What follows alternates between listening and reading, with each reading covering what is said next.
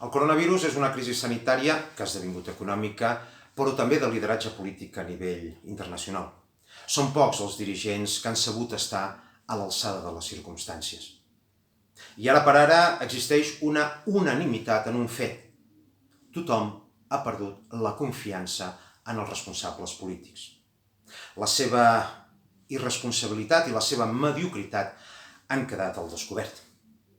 Aquest és un fet preocupant allà on es produeixi, però és especialment greu si passa en un país sotmès a la trista condició de colònia. Aquest és el cas de Catalunya.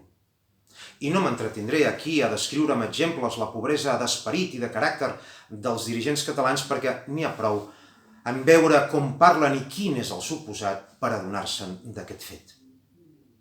És per això que es fa urgent la necessitat de concretar el més aviat possible una candidatura electoral que pugui revertir aquesta situació i la qual ha de tenir la capacitat d'atreure a aquells catalans amb la màxima capacitat directiva i el màxim talent.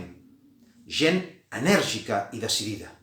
I sobretot, que quan parlin ningú no es posi la mà a la cartera, esclar.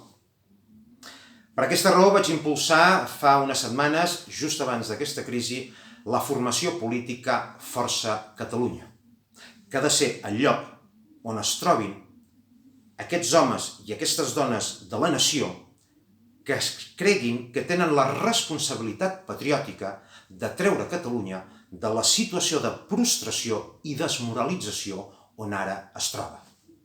Caldrà que ens convoquem de forma urgent, perquè no podem esperar gaire més.